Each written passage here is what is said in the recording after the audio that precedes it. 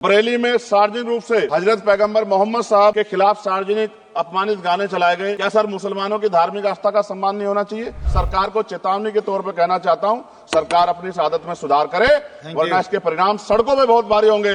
अगर मुसलमानों को, दलितों को आप लोग निकालने के बारे में सोचोगे और उनकी धार्मिक आस्था का अपमान करोगे तो ये हम लोग किसी कीमत पे बर्दाश्त नहीं करेंगे। सर पत्रकार सुरक्षित नहीं है। पत्रकार मुकेश चंद्राकर की सर भ्रष्टाचार के खिलाफ आवाज उठाने में हत्या की गई। सर संभल की हिंसा में सर 74 लोगों की गिरफ्तारी हुई है और वहां के मुस्लिम डर के साए में है।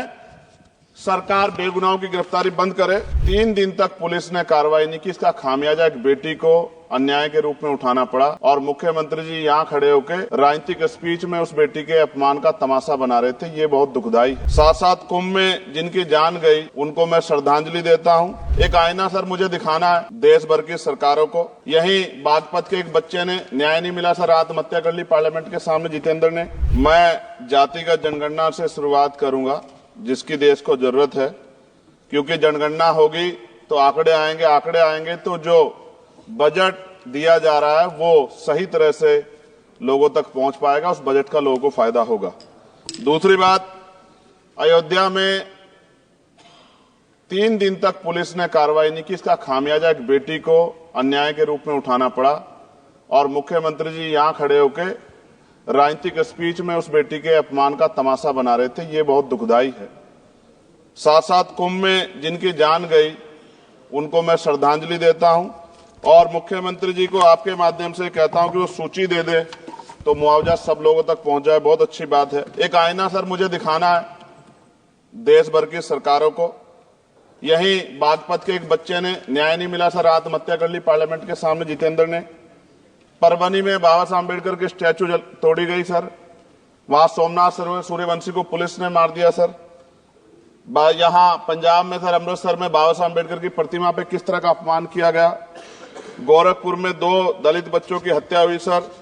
सूरत में एक दलित बच्ची को फीस ना चुका कारण अपमानित किया गया, उसने सुसाइड कर लिया सर। झुंझुनू में राजस्थान में एक बच्चे की पिटाई की गई मटकी छूने पे सर दोबारा। कठुआ जम्मू में सर एक नाबालिग बच्ची का सामूहिक बलात्कार किया गया सर। साथ साथ सहारनपुर में भूमाफियाओं ने शमशान की भूमि को देवबंद में सर जबरन कब्जा करने की कोशिश की, गोलीबारी की सर। आजमगढ़ में सूरज की हत्या सर हो गई और पुलिस बचाने काम करे अपराधियों को। सर SC/ST को पहले जमीन मिलती थी पट्टों के रूप में, कई सरकार ने दी। उन जमीनों को पहले तो दबंगों ने कब्जा के रखा और अब उन जमीनों को सरकार भी छीन रही है सर।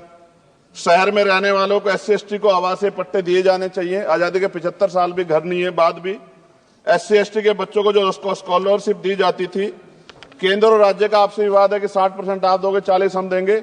इस चक्कर में कई बार स्कॉलरशिप सब नहीं समय पहुंचती, मानसिक प्रताड़ना होती है, स्कूल परेशान करते हैं, कॉलेज। इसलिए मेरी राय है सर कि 0 बैलेंस पे उन बच्चों का एडमिशन कराया जाए। जब सरकार कुछ करना चाहती तो बच्चों को फायदा हो जाए। और देश भर में सर बहुत सारे छात्रावास बने हैं, लेकिन उन छात्रावास की स्थिति ऐसी है जर्जर जैसे हमारे स्कूलों की है। इन छात्रावास का जीर्णोद्धार करा जाए, उनकी रख रखाव का ख्याल रखा जाए, क्योंकि यहाँ देश का भविष्य तैयार हो रहा है। और ऐसी हालात सर स्कूलों की है। स्कूलों के हालात आप देश भर में, मैं उत्तर प्रदेश से आता हूँ, जाके देखोगे नगीना क्षेत्र में सर अगर स्कूल गिर जाएगा किस दिन बहुत बड़ा हादसा हो जाएगा, कोई पूछने वाला नहीं है सर। बात OBC समुदाय की जाए सर, OBC समुदाय को वक्त आ गया है कि विधानसभा और लोकसभा में आरक्षण जो है सर मिलना चाहिए, जो उनकी पर्याप्त संख्या यहाँ लोकसभा में और सभी स्टेटों की विधानसभा में आ पाए, जो सामाजिक समानता की दिशा में जरूरी कदम है। OBC को भी SC/ST की तरह सर प्रमोशन रिजर्वेशन मिले। OBC आरक्षण में जोड़ा गया सर असंवैधानिक है, क्रीमी लेयर उसको खत्म किया जाए। सरकारी स्वायत्त संस्थानों में भी सरकारी विभागों के समतुल्य पदों को चिन्हित किया जाए तथा उनकी समतुल्यता स्थापित की जाए, ताकि इन संस्थानों में कार्यरत OBC कर्मचारियों के बच्चों को भी आरक्षण का लाभ मिल जाए। महाराष्ट्र में सर चंद्रपुर जिला पड़ता है, मैं अभी गया था, तालुका चिमूर में ताडोबा फॉरेस्ट में संग्रामगिरी पहाड़ पर बौद्ध स्थल है सर, बहुत पुराना।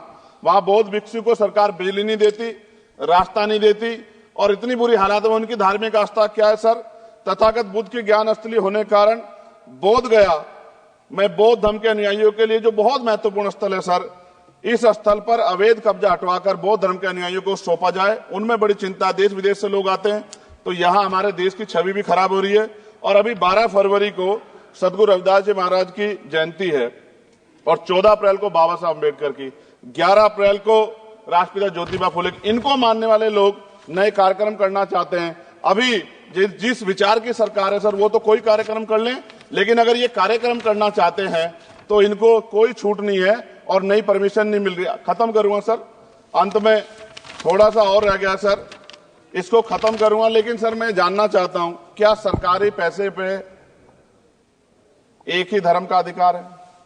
दूसरे धर्म के धार्मिक आयोजनों पे अभी कुंभ में 7,500 करोड़ रुपए खर्च किया आपने। आप रविदास जयंती पे कितना खर्च करेंगे? आप 14 अप्रैल को डॉक्टर बाबा साहब अम्बेडकर जिनकी जय जयकार होती है उन पे कितना खर्च करेंगे?